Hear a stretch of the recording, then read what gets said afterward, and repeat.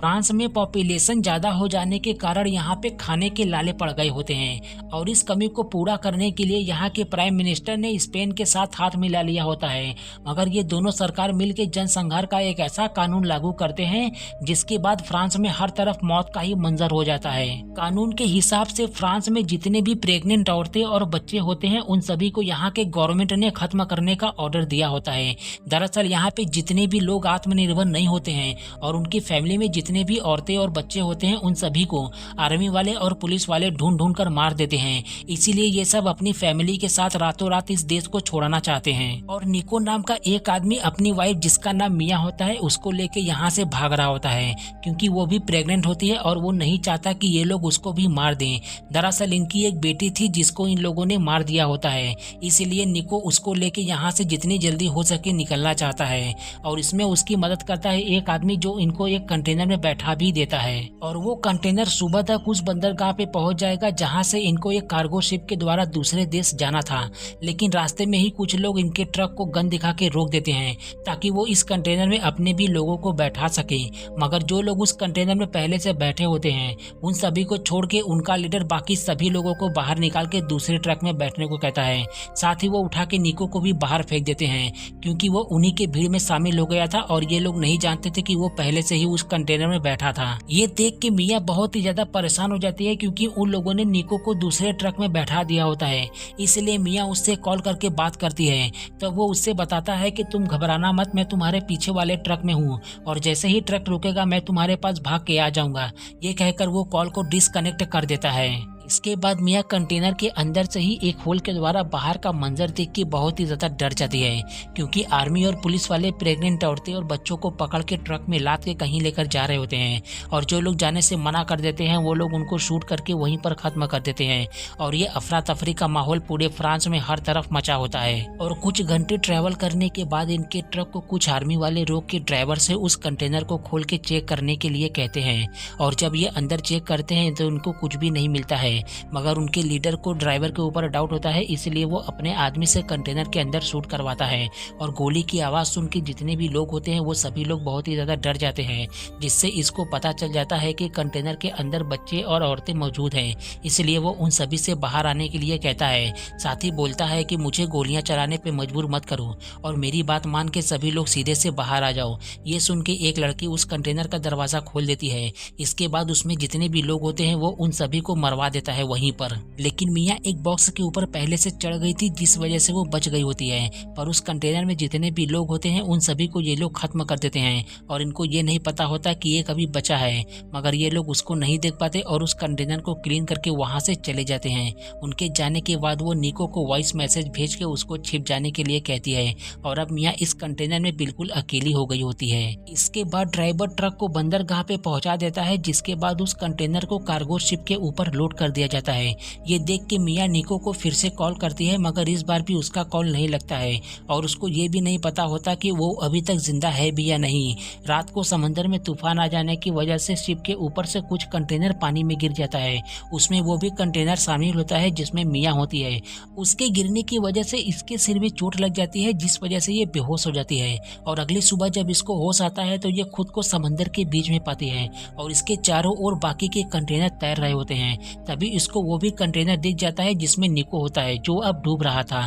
और ये देखकर वो निको को कॉल करने जाती है, तब ये देखती है कि इसका भी फोन टूट चुका है और ये जल्दी जल्दी अपने सिम कार्ड को दूसरे फोन में लगा के उसको कॉल करती है मगर उसका फोन अब भी नहीं लग रहा होता है। और मिया की आंखों के सामने देखते ही देखते वो लोग कंटेनर के साथ समंदर की गहराइयों में समा जाते हैं। इसको लगता था कि निको अब मर चुका है, इसलिए वो खुद की भी जान लेने की कोशिश करती है। तभी उसका बच्चा पेट में किक करता है। तब इसको याद आता है कि अगर इसने ऐसा किया तो अपने साथ वो अपने बच्चे को भी खत्म कर देगी जो अभी तक इस दुनिया में नहीं आया है।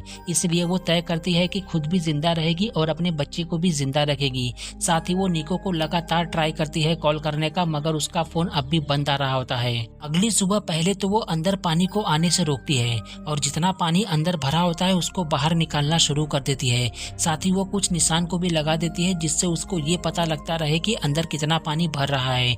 ये सब करने के बाद बाद वो अपनी चीज़ों को चेक करने लगती है ताकि उसको ये पता लगे कि उसके पास क्या क्या चीज़ें हैं यहाँ पे सरवाइव करने के लिए, जिसमें उसको 2 हाफ बोतल पानी और कुछ खाने को मिलता है जो बहुत ही कम होता है, मगर इस वक्त मिया को इसी से काम चलाना पड़ेगा। साथ ही इसको और भी बहुत कुछ मिलता है जिसे ये अपने काम में यूज कर सकती है। ये उन चीजों को देख ही रही होती है, तभी उसको निको कॉल करके कहता है कि मुझे ड्राइवर ने शहर से बाहर ट्रक से उतार दिया था, मगर अब मैं तुम्हारे पास आ रहा हूँ।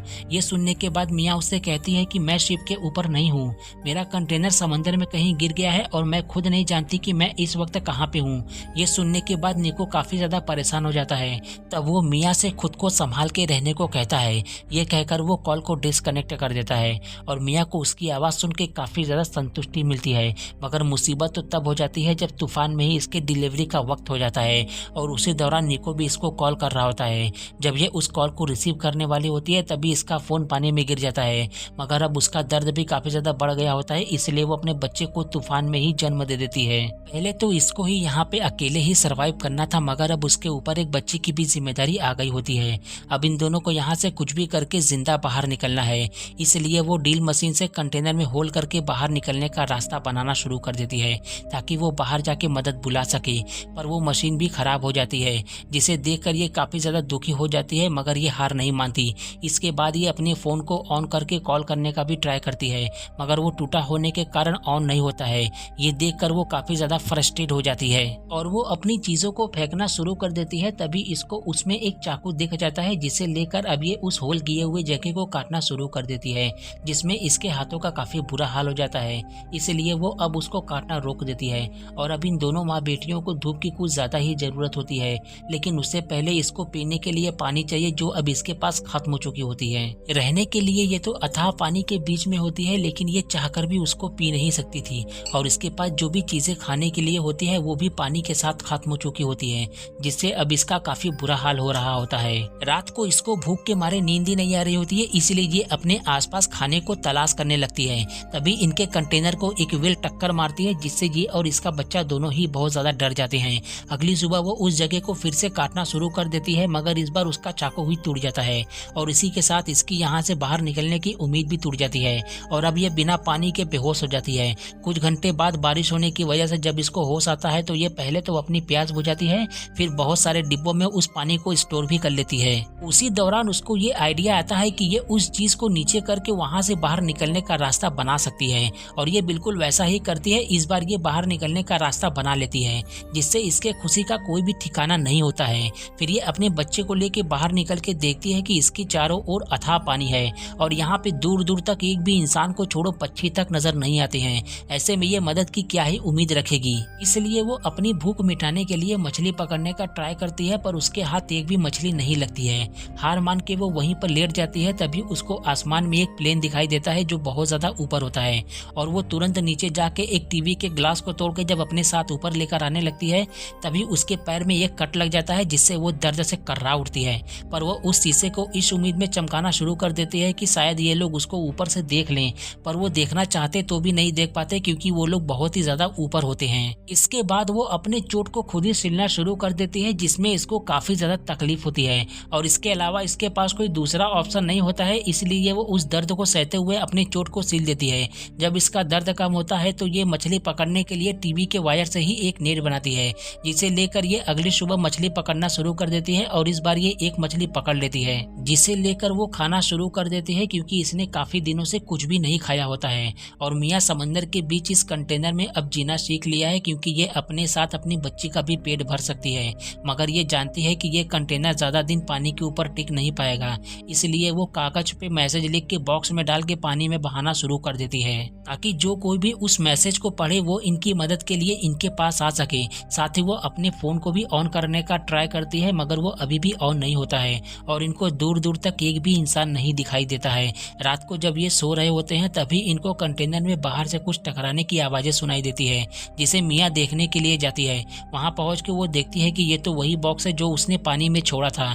तभी उसको निको कॉल करके बताता है कि मैं तुम तक नहीं पहुँच पाऊंगा क्योंकि मुझे गोली लगी है और मेरा काफी ज्यादा खून बह चुका है, इसलिए तुमको मुझसे वादा करना होगा कि तुम वहाँ से जिंदा निकल के उस जगह तक जाओगी। इस पर मियाँ उससे कहती है कि हम दोनों को तुम्हारी जरूरत है। ये सुनने के बाद वो पूछता है कि दूसरा कौन है। तब मियाँ उससे से बताते हैं कि मेरी डिलीवरी हो गई है, हमारी एक बच्ची है। इसके बाद वो फोन को बच्ची के पास लेके जाती है ताकि वो अपने पिता की आवाज सुन सके। ये सुन के निको काफी ज्यादा खुश हो जाता है और दुख उसको इस बात का होता है कि वो मिया के पास उस टाइम पे नहीं था जब उसको सबसे ज्यादा जरूरत थी, मगर हालात ने इनको एक दूसरे से दूर कर दिया है और ये चाह कर भी एक दूसरे के पास नहीं आ सकते क्योंकि ये खुद नहीं जानते कि एक दूसरे से कितनी दूर हैं। इसके बाद मिया का फोन बंद हो जाता है और सुबह तक कंटेनर में आधा पानी भर चुका होता है, इसलिए अब मिया यहाँ से निकलने की तैयारी कर रही होती है। तभी इसके पास एक पक्षी आता है जिसका ये मतलब है कि इनके आसपास कोई आइलैंड जरूर मौजूद है और अब कंटेनर में भी लगातार पानी भर रहा होता है, जिस वजह से वो डूबने की कगार पे पहुंच चुका होता है और इनके पास यहाँ से निकलने के अलावा कोई दूसरा ऑप्शन नहीं होता है। इसलिए मिया निकलने से पहले कंटेनर के अंदर जाके अपनी बड़ी बेटी की तस्वीर ले रही होती है। तभी उसको वो चॉकलेट दिख जाता है जो उसने एक डिब्बे में भर के रखा था, जो वह पानी में तैर रहा था। जब ये उसको लेने के लिए जाती है तभी इसका पैर पानी के अंदर ही रस्सी में फंस जाता है। तब वो उसको काटना शुरू कर देती है, मगर तब तक पूरा कंटेनर पानी में डूब जाता है और वो अपने पैर को फ्री करके जल्द से जल्द ऊपर आ जाती है। मगर ऊपर उसको उसका बच्चा नहीं दिख रहा होता है और पानी की लहरें उसको किस दिशा में बहा के लेके गई है मिया को इसका कुछ भी अंदाजा नहीं होता है। तभी उस बच्चे के पास एक व्हेल जाके ऊपर सांस लेती है, जिस वजह से उसके ऊपर पानी चला जाता है और वो रोना शुरू कर देता है। उसकी आवाज मिया को सुनाई दे जाती है, जिसके बाद वो अपनी बच्ची के पास पहुंच जाती है और उस व्हेल ने इन दोनों माँ बेटियों को मिला दिया होता है। सुबह तक मिया की हालत इतनी ज्यादा खराब हो चुकी होती है क्योंकि वो पूरी रात पानी में ही थी। दूसरी ओर बोट से कुछ लोग फिशिंग कर रहे होते हैं, तभी उनकी नजर उस दिशा में पड़ जाती है जहाँ पे काफी सारे पक्षी उड़ रहे थे। जब ये उस दिशा में जाके देखते हैं तो इनको वहाँ पे एक बच्चा मिलता है और उसके आसपास कोई भी मौजूद नहीं होता है। दरअसल मिया बेहोश होकर पूरी तरीके से पानी में डूब गई थी, इसीलिए कहते हैं कि इस दुनिया में माँ से बड़ी योद्धा कोई नहीं होता है जो अपने बच्चे की जान बचाने के लिए खुद की भी जान देने के लिए तैयार हो जाती है। और जिस बॉक्स में वो बच्चा था उसमें एक रस्सी बंधी हुई थी जो पानी में नीचे की ओर गई थी। उसको देख के ये खींचना शुरू कर देते हैं, तब मिया पानी से बाहर आती है और ये उसको निकाल के लगातार CPR देते हैं, जिस वजह से वो मौत के मुंह से भी बच के बाहर आ जाती है। होश में आने के बाद वो तुरंत अपने बच्चे के बारे में पूछती है। तब वो लेडी मिया को उसकी बेटी देते हुए बताती है कि यहाँ पे तुम दोनों को किसी भी तरीके का कोई भी खतरा नहीं है, क्योंकि अब ये फ्रांस से काफी दूर आ चुके होते हैं जहाँ पे औरतें और बच्चे अपनी फैमिली के साथ चैन से रह रहे होते हैं। और इसी के साथ ये खूबसूरत सी कहानी यहीं पे खत्म हो जाती है। इस कहानी से हमें ये सीखने को मिलता है कि हमें कभी भी माँ को तकलीफ नहीं देनी चाहिए, क्योंकि उनके दर्द का हम कोई भी अंदाजा नहीं लगा सकते कि वो हमें किन किन मुसीबतों से पाल पोस के बड़ा किए हैं। साथ ही अगर हम दूसरों का कहना नहीं मानते हैं तो वो चलेगा, लेकिन माँ बाप का हुक्म सराखों पे होना चाहिए, क्योंकि जब हम सबसे ज्यादा मुसीबत में होते हैं तो हमें दूसरों से पहले माँ बाप ही सहारा देते हैं। उम्मीद करते हैं कि आपको ये कहानी पसंद आई होगी। अगर वीडियो अच्छा लगा हो तो लाइक जरूर करें और ऐसे ही मूवी एक्सप्लेनेशन देखने के लिए इस चैनल को सब्सक्राइब करें।